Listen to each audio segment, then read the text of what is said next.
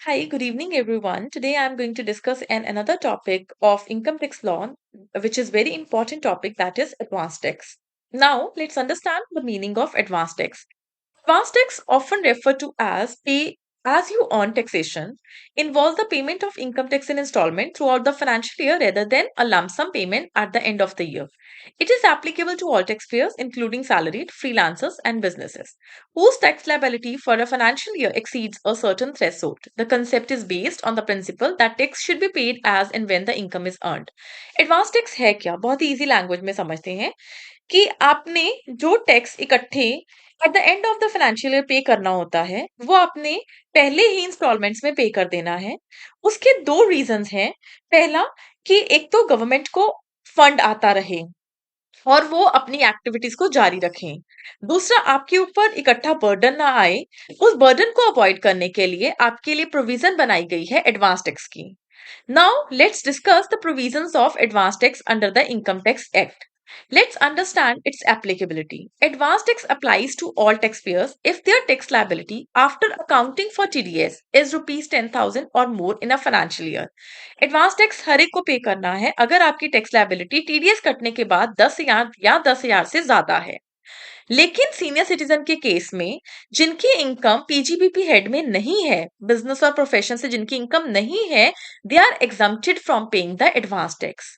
Now let's discuss the payment schedule for individuals and corporate tax payers. इसका payment schedule क्या रहता है? Corporate tax payers के लिए एंड इंडिविजुअल्स और नॉन कॉर्पोरेट टैक्स पेयर्स के लिए, जो कॉर्पोरेट टैक्स पेयर्स होते हैं, दे हैव टू पे 15% of advance tax by June 15, 45% of advance tax by September 15, 75% of advance tax by December 15, 100% of advance tax by March 15.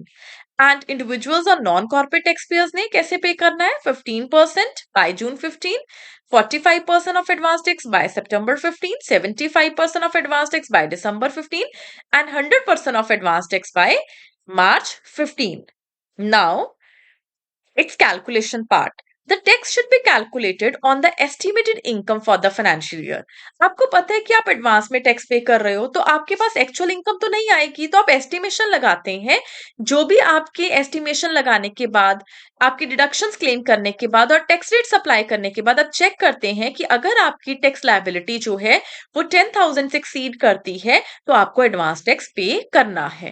अब आपकी जो इनकम है वो सारे जितने भी आपके 5 हेड हैं उन पांचों हेड से हो सकती है, चाहे वो सैलरी है, चाहे पीजीबीपी है, हाउस प्रॉपर्टी है, कैपिटल गेन्स है, इनकम फ्रॉम अदर सोर्सेस है।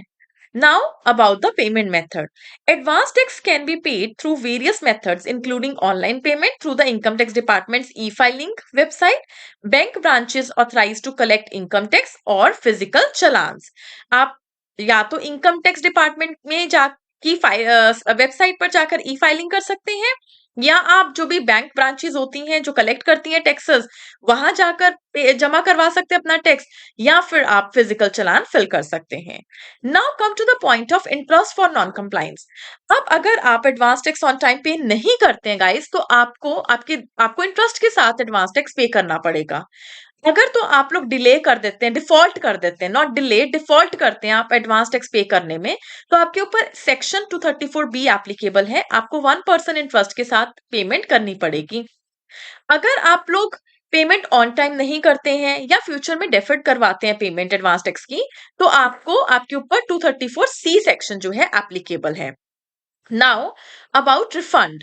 रिफंड क्या होता है? अगर आप लोगों ने जो आपकी एक्चुअल टैक्स लायबिलिटी बनती थी आपने उससे ज्यादा पे कर दिया, तो आपको क्या करना है? आप रिफंड जो है वो ले सकते हैं इनकम टैक्स डिपार्टमेंट से।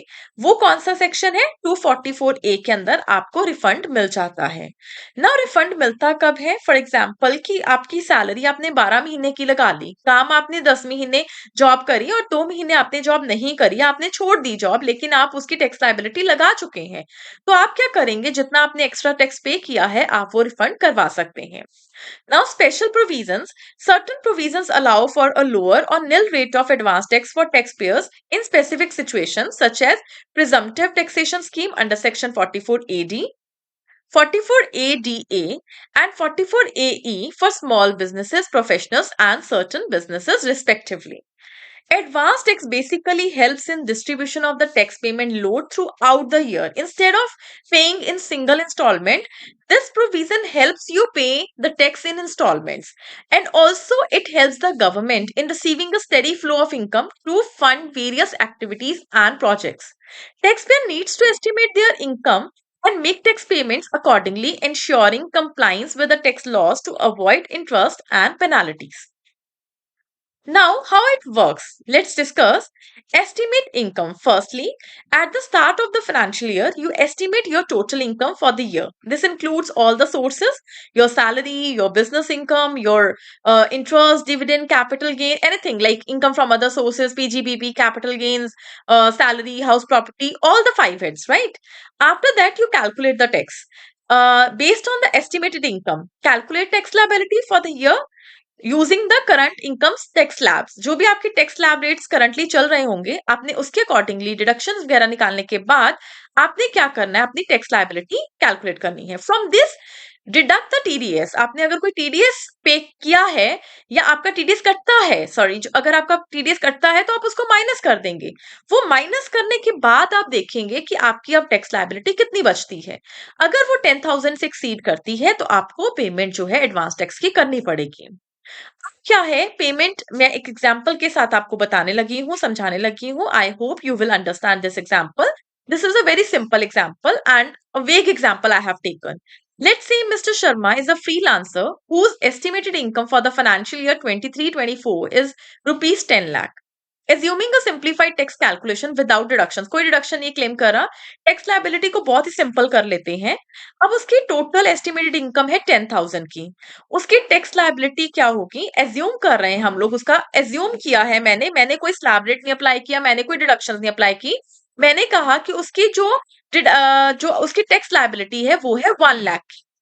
टीडीएस अगर कोई, इफ एनी टीडीएस अगर उसका है, कोई कटता है 20,000, मैंने लगा लिया कि 20,000 उसका टीडीएस है। नेट टैक्स लायबिलिटी उसकी कितनी हुई, 1 लाख में से टीडीएस माइनस कर दिया, 20,000 का बचा 80,000। अब 80,000 ऑब्वियसली 10,000 से ज्यादा है। Since mister Sharma's tax liability exceeds 10,000, so he needs to pay the advance tax. Now understand this concept, this is very important. Payment कैसे करनी है, अब इस 80,000 में से 15% हमने निकाला, 15% ऑफ 80,000 12,000 उसको बाय जून 15 डिपॉजिट करना है। बाय सितंबर 15 उसने 40% of the tax liability deposit करनी है। अब टैक्स लायबिलिटी 80,000 है, उसका 45% कितना बनता है, उसका बनता है 36,000। अब 36,000 में से पुरानी इंस्टॉलमेंट वो कितनी पे कर चुका है, 12,000 की, वो 36,000 में से माइनस हो जाएगी and he comes out to be tax liability by सितंबर 15 जो है उसने 24,000, मतलब 12,000 पहले पे कर दिया उसने, 24,000 अब पे किया, अब कितना हो गया, 36,000 हो गया, यानी 45% जो है उसका हो गया। दिसंबर 15 में उसने 75% टैक्स लायबिलिटी पे करनी है। अब 80,000 का 75% कितना हुआ, 80,000 का 75% हुआ 60,000। अब 60,000 में से वो ऑलरेडी 45% पे कर चुका है, यानी कि 36,000 वो पे कर चुका है इंस्टॉलमेंट्स में, वो अब माइनस कर देंगे, that comes out to be 24,000। अब बाय मार्च 15th मार्च तक उसको पूरे का पूरा 100% टैक्स, यानी कि 80,000 की टैक्स लायबिलिटी पे करनी है। उसका ऑलरेडी 60,000 जो है 75% पे हो चुका है, यानी अब उसका बचा कितना है, सिर्फ 20,000 बचा है जो उसने पे करना है। इस तरह से उसने 80,000 को 12,000, फिर 24,000, फिर 24,000, फिर 20,000, इस तरह इंस्टॉलमेंट्स में पे कर दिया गैप देकर। Now interest for delay, if mister Sharma fails to pay the required amount of advance tax on time, he may be liable to pay interest under section 234B and 234C of the Income Tax Act. Adjustment, if during any quarter Mr. Sharma realizes that his income estimation was too high or too low, बहुत ज्यादा पे कर दिया या बहुत कम पे कर दिया, उसके अकॉर्डिंगली वो एडजस्टमेंट करेगा। अगर ज्यादा पे कर दिया तो वो रिफंड डिमांड करेगा। Final settlement, when Mr. Sharma files his income tax return, he will calculate the actual tax liability based on the actual income. If he has paid more advance tax than necessary, he will be eligible for a refund. अगर उसने ज्यादा पे कर दिया, refund होगा। If he has paid less, he will need to pay the balance tax. अगर उसने कम पे किया है अपनी लायबिलिटी से तो उसको बैलेंस इनकम टैक्स भी पे करना पड़ेगा। तो ये दोनों चीजें चलती हैं, रिफंड बना तो रिफंड, अगर बैलेंस पे करना पड़ा तो बैलेंस।